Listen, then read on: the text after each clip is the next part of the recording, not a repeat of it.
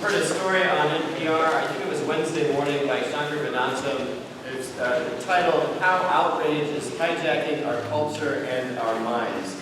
He interviewed a psychologist at New York University who has been studying hundreds of thousands of tweets and what makes it more likely that those tweets are going to be retweeted.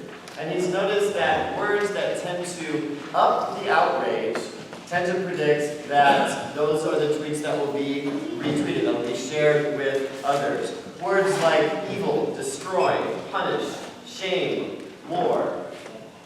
Now, I'm not sure that a little bit of outrage isn't a good thing, and no matter where you are on the political spectrum today, there's plenty to be outraged about. And if your outrage leads you to action, I think that might be good. But Gautam's point is that what is happening with these tweets, with this upping of the outrage, is that it's just going into the echo chamber of what people already believe.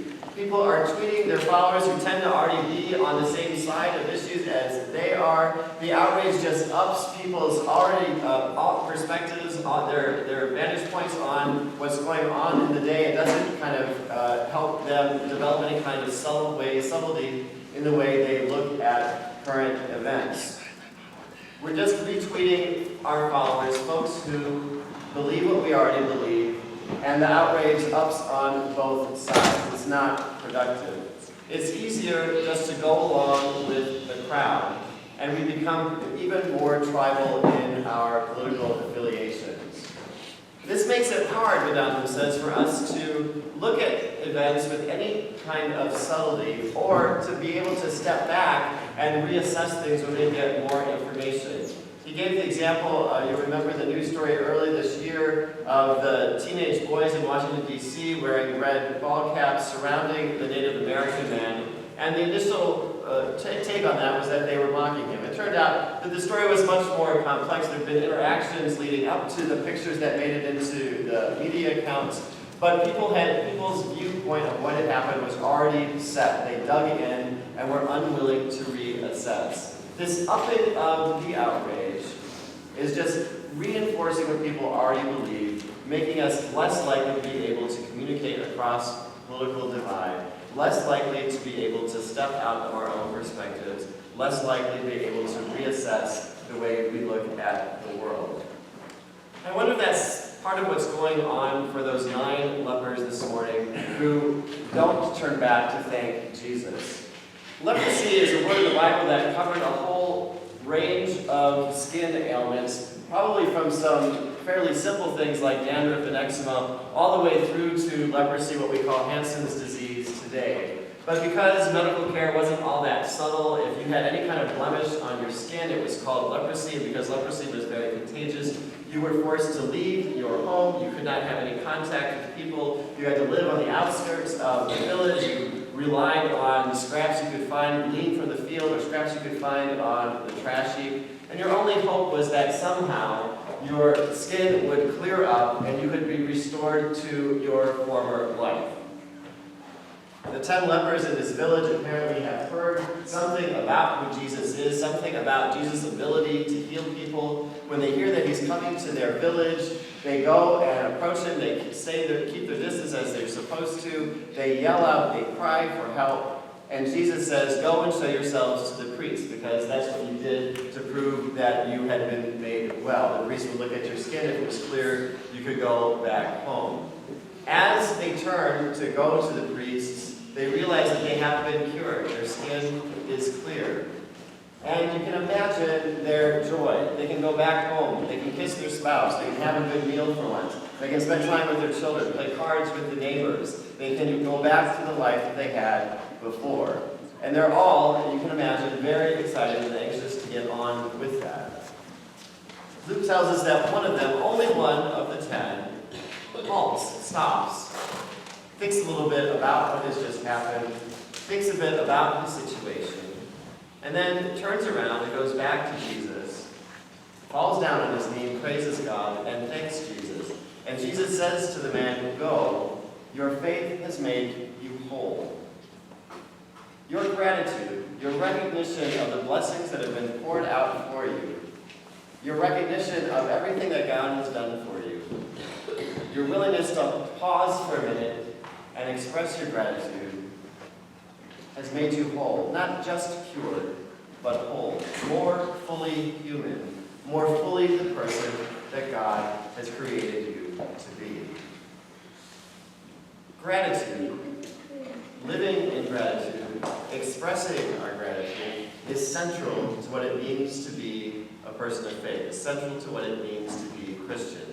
In a few moments, we will share communion, and the prayer that we say over the bread and the wine is called the Great Thanksgiving. It gives thanks to God for all of the blessings that God has shown in creation from the very beginning of time through the life and death of Jesus, right through till the end of time. But it's not enough for us just to express our gratitude here on Sunday morning, just as it's not enough for us just to be Christians on Sunday morning.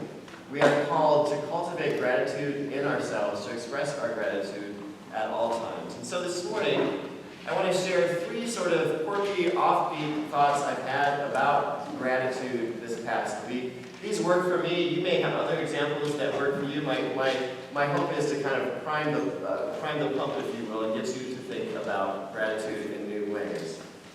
The beautiful autumn days we've had here this week in Central New York brought to mind one of my favorite poems by Robert Frost, Harvested. We printed it on the back of the hymn insert if you want to read it along with me.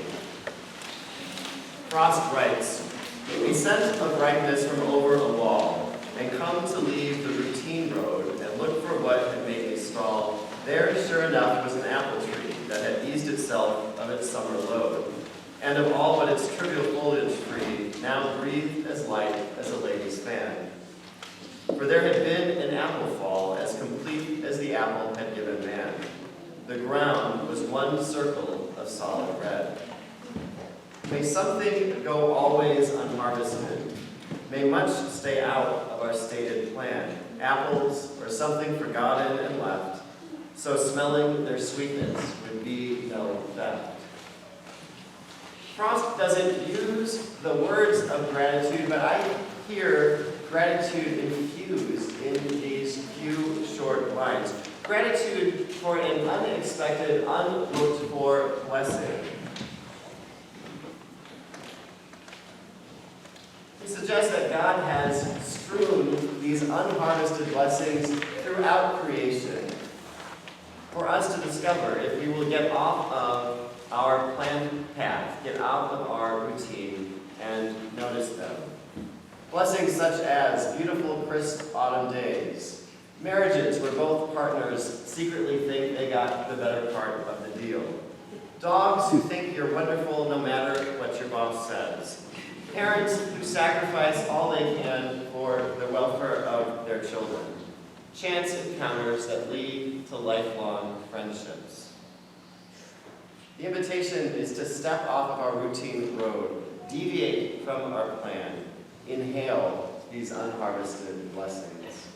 One thought about gratitude. A second one. You'll remember years ago there was a phrase kind of being bandied about, an invitation to develop an attitude of gratitude. Had a nice ring to it. It was originally written by Ryan Tracy, who was a motivational speaker. He sort of takes a left turn after that really kind of pithy little phrase and suggests that if you develop an attitude of gratitude, you're in for a life of wealth and riches. I don't think that's why we develop gratitude, but anyway, I still like the phrase because I think it gets at an essential truth, that even if you are not naturally inclined to feel grateful, it is possible to develop gratitude by taking a step back, by reframing what's going on, by reassessing your situation, can lead you to a real sense of gratitude, not a manufactured one, a real sense of gratitude. Just this week, early one morning, I was pulling out of the gym. It was just beginning to be light. The traffic light turned green. I was just about to hit the accelerator, and a car came flying through the intersection, very fast, very late through the red light. If I had been any quicker on the accelerator, I would have been hit. And I said some things that I was glad my children were there to hear, and I pulled onto Morgan Road and was driving home in a bundle of just annoyance about people who don't know how to drive, who don't follow the rules, who are being reckless and careless and risking others. And then the sun, I saw the sun rising over the horizon and the beams of light against the clear blue sky, the yellow and the orange of the light, and the mists on the meadows on Morgan Road, and I thought, this is ridiculous. And you didn't get hit. And I stepped back and reframed it where I pulled into the intersection and was hit. And maybe I wasn't seriously injured, or maybe I was, but I was out my insurance deductible and in for a couple of weeks of annoyance and frustration with regards to the car. And I thought, this is silly. And I gave thanks for idiot drivers who didn't hit me, and the opportunity not to have my life upended and my day ruined. A way of reframing our experiences in order to sense gratitude. This is not a Pollyannish way of saying that we should be grateful because even if things are bad, that they could be worse. I'm not saying that. It is a recognition that God travels with us in times of sorrow and suffering, and often leads us through those times to better pastures. A second thought about developing an attitude of gratitude. And then finally, think about the power that expressing our gratitude can have, the effect that expressing our gratitude can have on those around us. And this is another silly example that works for me, but I relay it in the hope that maybe it'll get you thinking about your own lives. Years ago, I lived in an apartment, and there was a woman who lived upstairs. Every so often, I would run into her in the lobby or on the stairs. I'd say hello and ask how she was doing. And she would invariably say, I'm blessed, thank you. And I'm ashamed to admit, all these years later, that the first couple times she said that to me, I almost giggled. It just seemed like an absurd thing to say. But she said it every time, without fail. I'm blessed, thank you. And over time, I felt that it was creating a deep well of gladness and gratitude in myself. And I looked forward to those chance encounters. Never did learn her name. I'm also ashamed to say never introduced myself. We just the sum total of our relationship were these encounters where I would ask how she was doing, and she would say, "I'm blessed, thank you." I've carried with me all of these years, and I think about the power, the effect it had on me, and no doubt the effect it had on dozens of other people that she came into an encounter with in her lives. Think about the effect that expressing gratitude, whether it is for something that someone has done for you, or expressing gratitude for the blessings that you've been given, or expressing gratitude just for a beautiful day, can have on other people. This week and in the weeks to come, I hope that we will reflect on the blessings that God has showered upon us, the unharvested blessings that are around us, just if we will get off of our routine road and notice them. I think gratitude can be an antidote to the outrage that we are showered with in the news and on social media. Gratitude can be a way of grounding ourselves in this life. Gratitude can be a way of us becoming whole, becoming more fully human, becoming more fully the people that God has created us to be.